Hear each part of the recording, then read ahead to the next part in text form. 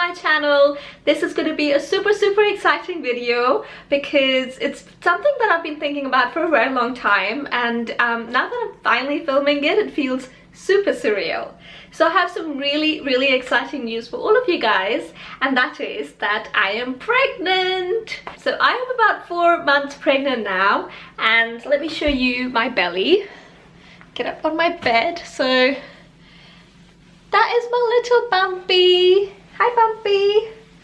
It's been progressing quite well, and I really wanted to do this video because firstly I wanted to share with you this exciting news, and I want to talk a little bit about my experience, and also more importantly I want to talk about the first trimester. When I first went through it, it can be quite intimidating and overwhelming, and at that point there's not a lot of people you can talk to. I reverted back to YouTube a lot, and I realized that there's not that many people that talk about the first trimester. Everyone kind of focuses on the later part of the pregnancy. There were a few people who spoke about the first trimester, and I found them super helpful, and I was like, why don't more people talk about this kind of stuff? I think a lot of people also don't talk about the first trimester is because, and this I only found out after I got pregnant because I started, reading all of these different things, was that the chances of having a miscarriage are the highest in the first 3 months, and a lot of people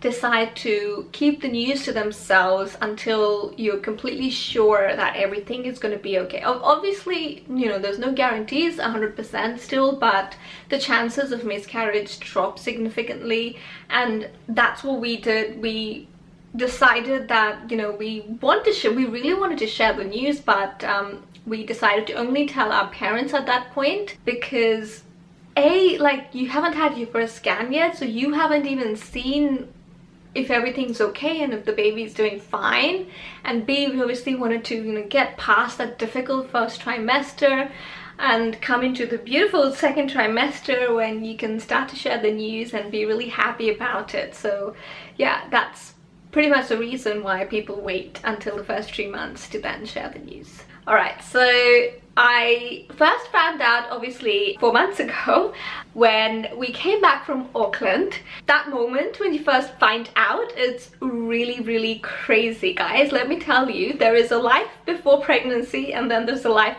after pregnancy, obviously. It's crazy because 1 minute you're not pregnant, and then you go and pee on this little stick that tells you you're pregnant, and that's it. From then on, you're pregnant, and your life definitely changes.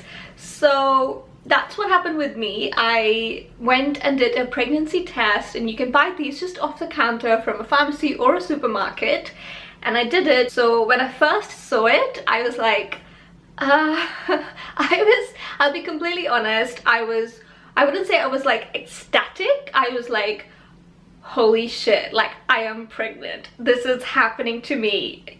And I was like, maybe we should do another test just to confirm, because these things, I mean, what's a stick gonna be like it could be wrong. So I took the other one and it came out positive again, and I was like, okay, I am pregnant.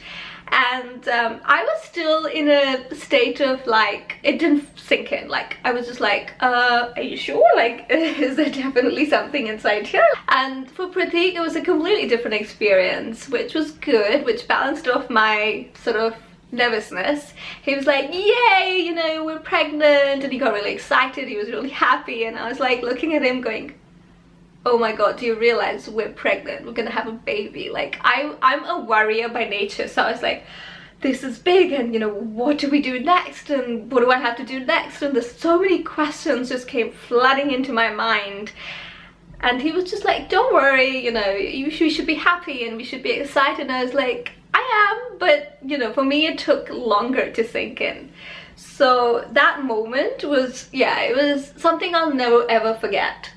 The other moment in my first trimester that I'll never ever forget, that was a big highlight of our pregnancy, both Pratik's and I's, was our first scan, which happens at almost at the end of your first trimester. So the way it works in the UK is when you register yourself as someone who's pregnant, they obviously put you on the database, and then they book you appointments from then on. So you get one midwife appointment at about, I think it was like week 10, and then you get your first scan oh no, my first midwife appointment was like week 8, and then your first scan is at the end of your first trimester, which is generally like week 12 or week 13.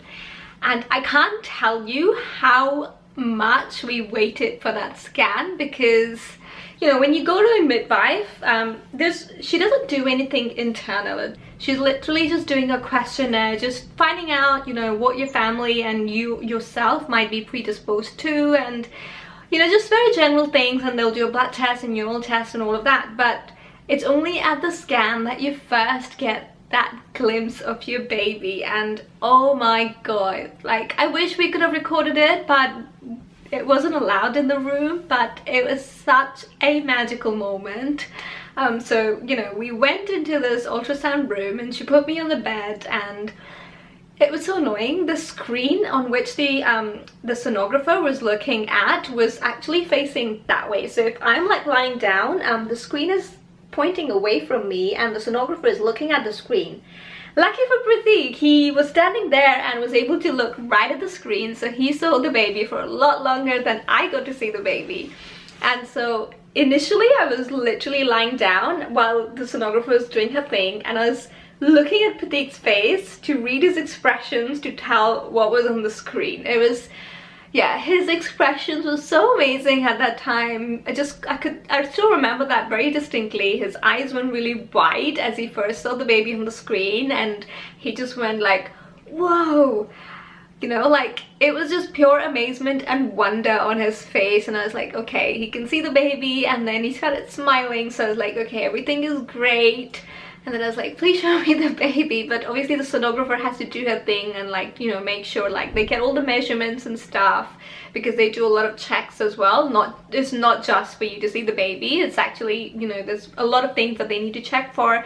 So it's only after she had done all that. By the way, your first ultrasound is super uncomfortable, because they ask you to come in with a full bladder, and then they really push that device into your tummy. So I was busting and she kept pushing in, and I was like, and I can't see the baby, and I was like, okay, this is not really that great as I had expected it to be. And then in the middle, Pratik also is like, oh my god, is that the heart beating? Because he apparently could see the heart going up and down on the baby's chest. And all this time I'm just like, can I please see the screen now? So eventually they turned the screen around for me, and I finally got that first glimpse, and it was just amazing. There is nothing else that compares to that moment when you first see your baby.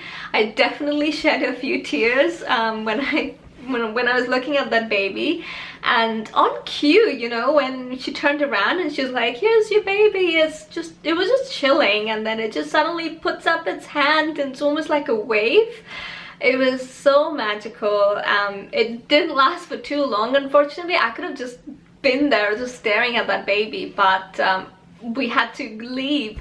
But they do give you a photo at the end of it, so just make sure if you do ever go there, get that photo, because it's such a precious memory that I'll always have. So when we first found out that we're pregnant, we immediately put in a call to one of the hospitals close by to home, and they were like, oh great, so you know, you just need to register yourself on the medical health system, and after that they kind of take care of all your appointments. And we were like, are you sure that's all we need to do? I mean, we just took a counter pregnancy test. Is that enough? Or do we not need to go and see a doctor? Or do we not need to come and see you guys in the hospital to confirm the news for us? Because what's a stick going to tell you? And they said, nope, the stick is pretty much the most accurate test out there. Even if you did go to a doctor, the doctor would anyway tell you to do a urinal test, which is the same thing. So yep, you're pregnant, and just go and register yourself, and then, you know, your appointments and everything from then on will be booked. And I think that is where the whole intimidating, overwhelming period kicked in for us, because there are so many unknowns. That is when I was like, how do we get our pregnancy confirmed? And, you know, how do I find out what to do, what not to do? And am I supposed to eat this? Or am I supposed to sleep on my tummy? Or am I supposed to exercise? Just so many questions come flooding in. So that first, initial period when you find out you're pregnant, you are happy, you are excited, but you're also like really nervous and really full of questions on what to do and what's the best for both you and the baby. I must mention that at that time when we had first found out I was pregnant, we had just come back from Auckland, and unfortunately I'd fallen sick at the same time. So not only was I battling with this pregnancy news, not battling, but just like absorbing and, you know, just coming to terms with it. I was also down with a fever, I had a cold, I had a cough, you name it. So it wasn't the best of times. It was a really difficult period for me. I wasn't able to eat much.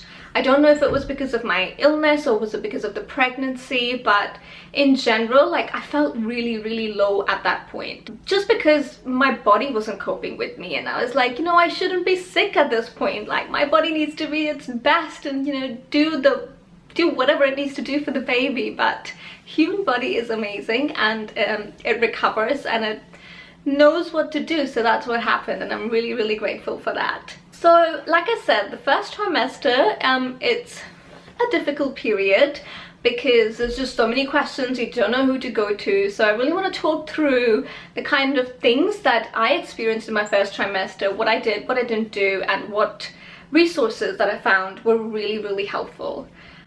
The first thing I think you'll notice when you get pregnant is just the changes that your body goes through. Again, human body is incredible. Like, I don't know how it just changes and like is able to give life to another human being. The first thing that happened was I could not wear jeans anymore. It's like instantly, pretty much, when I found out I'm pregnant, because I was like, I just come back from Auckland and I was like kind of in loose comfortable clothes anyway because I was sick, and then I tried to put my jeans on and I was like, I can't button them up.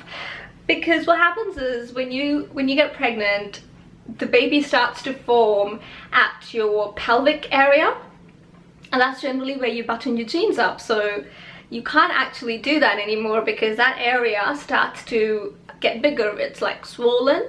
And the second thing that happens is that, well, maybe not to everyone, at least to me it did, is I got really bloated. And that's purely because your body's creating lots and lots of hormones because you're pregnant, and those hormones create a lot of gas.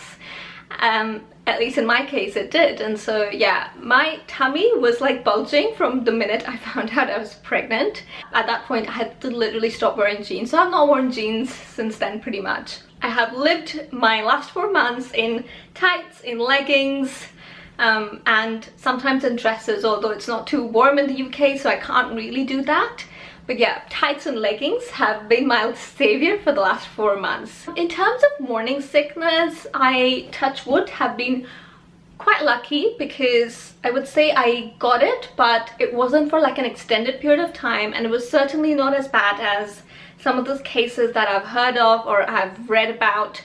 But mine was like, I would say from week 4 to about maybe like another month. So maybe week 8ish or maybe week 9ish, I felt really uncomfortable and queasy when I woke up in the mornings. Like, I'd wake up feeling sick. I didn't throw up that much, but it's just that constant feeling like you need to throw up, and the food doesn't go down very well, and you just, you know, it's just not the nicest feeling ever. So what I did initially was that I made these little ice cubes made of ginger and like tiny little bit of grated ginger, and I think it had lemon juice in it. And that was pretty much it, with diluted with water, and I just set it in ice trays and just suck on them, or like take a couple of cubes out and water it down because they could be quite concentrated. So I just water it all down and just have it like a normal drink every morning. And I did that, and then, you know, I'd start to feel better as the queasiness would start to subside. So I would say that was probably my biggest morning sickness. I did throw up a few times, but not every day like some people do, and touch wood, I consider myself really lucky, because the other thing is you want to actually experience some symptoms, because not experiencing any symptoms, there's no way of telling what's going on there. Like, is the pregnancy progressing or not? So I'd rather have the symptoms than not have the symptoms. Yeah, it was good to know that these things were happening at the time. Some of the other things that happened that are crazy but worth sharing is that my food habits changed, and also I had to change the way I ate my food. By that I mean, so firstly, I'm a big coffee drinker, but interestingly, after pregnancy, or like when I found out I was pregnant, I did not want to think about coffee. I did not want to hear the name, the word coffee. I couldn't even imagine coffee. I could not smell coffee, and I definitely didn't want to drink coffee. Like, you know, I just wanted to be completely away from anything to do with coffee, and it didn't impact me. Like, the lack of it did not impact me. I'd wake up and I'd be like, yep, you know, I don't need coffee, and I do not want to think about coffee. It's crazy, like instantly, yeah, coffee went out of my life. I pretty much survived the first month on cold drinks. Even now, like, yeah, pretty much, it's crazy. Like, I had not had hot drinks, like no tea, no coffee, no hot milk, because I just don't want any hot fluids. I just want cold and soothing and calming fluids. So the first month pretty much I survived on yogurt drink, which is an Indian drink called lassi. So I just take some yogurt and water it down and just put some sugar in it and blend it all, and that was it. I also had a lot of smoothies, a lot of fresh fruits, so I was just like, you know, wanting fresh. Just everything had to be fresh, and it had to be like fruits, and it had to be natural. I didn't want to have curries or anything. They would completely put me off, so no meat curries, and just, you know, nothing too strong smelling. Like, Indian food is obviously, it can be strong smelling, and I just, you know, needed simple like stir fries or very lightly spiced food. That's pretty much what I had to change too. In terms of my eating pattern, I had to change that as well, because the one thing you learn with pregnancy is to really try and understand what your body wants from you. Your body will tell you, and the best thing to do is just listen to your body and just give it what it needs. So I realized that I couldn't eat the normal amounts that I would before pregnancy, because your food, your digestion is slowed, because the baby wants the baby needs the food at the same time, so it's all slowed as it goes down. So I had to eat smaller chunks but more often in the day, if that makes sense. If I had like my normal amount in any meal, I literally had to stop halfway, get up and just start walking around the room, because I would feel like it's all stuck here somewhere. I remember in the first trimester, pretty much all our conversations, even now actually, were around my wind movements and my bowel movements, because when you're pregnant you have diarrhea, and when you're pregnant you have constipation and you have gas, and you know, you're doing all sorts of silly things like trying to burp all the time and trying to fart all the time, because you need to get that gas out of your body because it's so uncomfortable. But it's all fun, and you know, Pratik's been really amazing. Like, he's been so hands-on and always like there with me and around me and trying to figure things out, because I just be so uncomfortable, and he'd be like, okay, we can do this, we can try this, we can try that, and we just try different things and see what works. And yeah, it's an exciting part of the pregnancy for sure. The first trimester is like pretty much like a 3-month hangover, if I can call it that, because you feel tired and you feel literally exhausted, because the body is, you know, now a factory. It's making a human being inside of you. It's a lot of work. And I realized that come afternoon, like, first of all, I used to sleep a lot more at night. Like, come 9 o'clock, I had to hit the bed because I was just so exhausted. And in the daytime as well, I could definitely do with a snooze, something I don't do at all. I never nap in the day, but since I've been pregnant, it's been amazing to do that. It just feels so good. And like I said, you have to really listen to your body and just let it tell you what it wants, right? So that's what I did. And even otherwise, like, we went to Mallorca in my first trimester, because it was a holiday that we had planned already. Luckily, it was only just a weekend. And it wasn't even a major walk. Like, we were just walking between 2 beaches, and it was kind of like a coastal walk. And I got so exhausted just walking, and we had to keep stopping, and I was like, what's going on? And Pratik's like, you're pregnant. That's what's going on. But, you know, it's all part of it. This is all an experience. Not only do you get tired, but you also start to pee a lot. Again, I said I'll be completely honest, and I think these are all experiences worth sharing. So yeah, you are drinking a lot of water when you're pregnant, because they say you can never have too much water when you're pregnant. The baby needs that, and you also feel in general more dehydrated, so you are drinking a lot of water. And also when the baby is there, it's kind of pushing against your bladder. You know, there's lots of things going on around your pelvic area, so I have to pee a lot, and it's really annoying at night when you have to get up 3 times, 4 times, and you have to do it. But again, it's all part of the experience, and like I said, I'd rather have all these symptoms than not have them. The other symptom that you will definitely experience pretty much immediately, like it just happens instantly, is that your boobs get bigger, which isn't entirely a bad thing, by the way, especially, you know, if you wanted them to get bigger, then really enjoy this period. But yeah, they grow bigger and they get sore and they get painful, and this happens in your first trimester immediately, and it then subsides, not subsides, but like it's not as painful in your second trimester. Also, I think like a lot of these things, when they first hit you, it's like, oh my god, because they're a new experience and always everything seems overwhelming. But again, your body just adapts and you start to notice less and less of it. At least that's what happened in my case.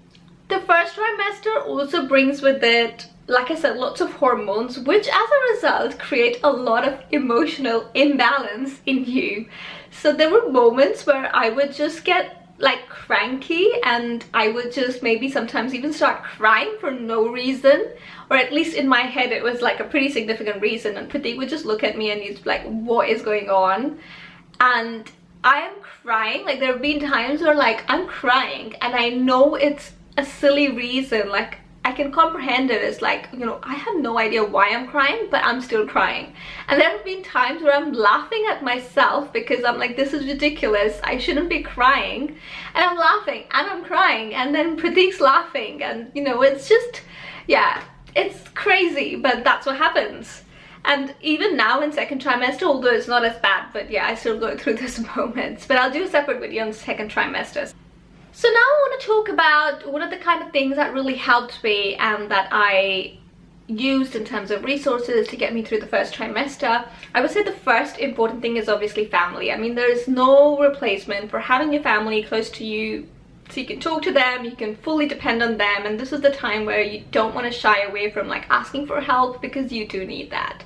And it was just the fact that, like, you know, Pratik was there and my parents, like, they were a big support, just be able to talk through it. It was, yeah, definitely I would say you needed family. The second thing that really, like, I made sure I did was exercising. So the midwives here in the UK, they're pretty casual. They, unless something's going wrong in your pregnancy, do not make a big deal out of anything. So they'll just advise you to carry on as normal. Of course, they tell you not to do anything extreme, to take it easier than normally you would have. So I toned down my exercising a lot, but it's something that I wanted to keep doing. I've always exercised regularly, even if it's literally just like yoga or, you know, stretches or something, just to keep my body active. And I wanted to make sure I did that during the first trimester as well, even when I was feeling really tired and sluggish and sleepy and whatnot. So I googled first trimester exercises.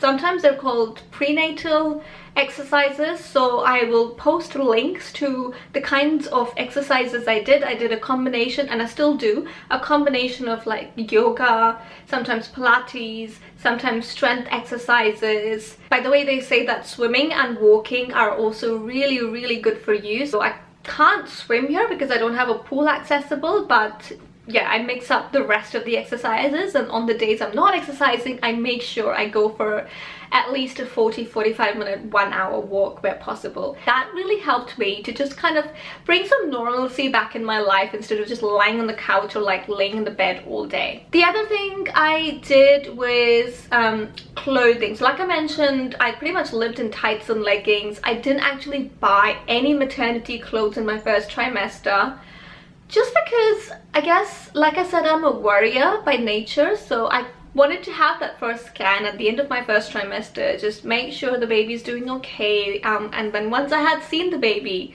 it's only then that I've ordered another pair of leggings. Even now I've not ordered anything or bought anything, but I am going to now. But yeah, I just wore like really loose clothes and like very comfortable clothing, just in the first trimester, like, you just, you know, you don't want to get hot and flustered, so just relax and be comfortable. And so clothing, yeah, just make sure you wear loose and comfortable clothing. In terms of other resources that I found helpful, because that period when you find out you're pregnant to when you have that midwife appointment and then your first scan is so long, at least it feels terribly long, because, you know, every day you're waiting for it to come. What we did was, in the UK there are lots of private midwife services, so we just booked one because we just wanted someone to talk to, and, you know, someone with loads of experience to guide us, and in terms of what we should do, what we shouldn't do, where should we look for the right information, who should we listen to, who, and all of that stuff. And so I literally just called up a midwife service and said, we just need a one-off appointment with a midwife, can you please send someone? So this lady came in, a lovely lady who's done this for years and years, like I can't remember how many, maybe 30 odd years, and she was just lovely. She just sat down and just talked us through, you know, these are kind of foods you should be eating, these are kind of foods you should be avoiding. You know, there's a list and you can easily find them on the NHS, which is the UK healthcare system, on their website as well, and I'll link all of that down below as well. And she spoke about like how this whole healthcare system will work, what will happen after we have the first midwife appointment and stuff. So it was just nice to have that conversation, because although you have your family at that point, my family is not in the UK, it's literally just Pratik and I, so it was important for us to know what to expect and how things would progress from then on. The other really useful resource is babycenter.com or babycenter.co.uk, I can't remember. They also have an app on which I went and created an account. So basically that was super useful because it gives you a week-by-week breakdown of your pregnancy. Once you get pregnant, your life revolves in weeks, because every week is a milestone. Every week your baby grows by a certain number of centimeters, and, you know, there are certain developments happening both in the baby and in yourself. So it's really good to keep track of that and to kind of know what to expect in the following week as well. And it's, yeah, like they have tons of articles on how to manage things like bloatiness and tiredness, and, you know, when can you expect to feel the baby movements in your tummy and all of that stuff. So I found that super helpful. I think the best part is it shows you photos of graphical babies and how they're developing, because it's really annoying when, you know, you can't see anything inside. I wish I could, but you can't. And my next scan isn't for like another month or so, so this way at least I can kind of keep track of like, okay, so today the fingernails have grown, or like this week, you know, it's starting to listen to my heartbeat, which is really cool. So yeah, babycenter.co.uk is another useful resource that I follow. I've also, as another point of information for me, like I'm constantly trying to educate myself and just things to expect, I on Instagram and YouTube followed quite a few UK based bloggers who are either pregnant currently but more advanced than me, or have recently given birth to babies, so that I can find out more about what kind of products are available in the UK and what kind of UK experiences that I can learn from.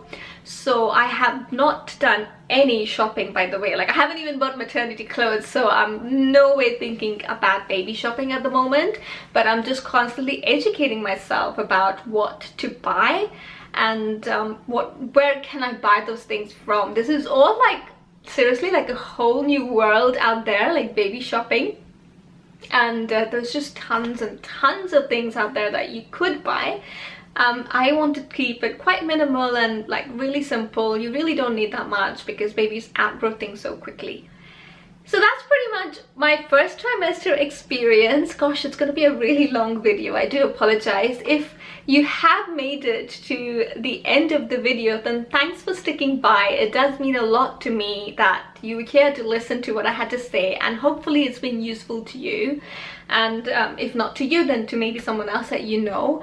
And I'm really looking forward to sharing more and more of my pregnancy now that you know, progressing well into my second trimester. I'll definitely be making a video on the second and third trimester, but also sharing on my Instagram just snippets of what this experience feels like, because it's all super exciting and I'd rather share than not share. So that's it from me, guys. I will see you guys in my next video. Bye!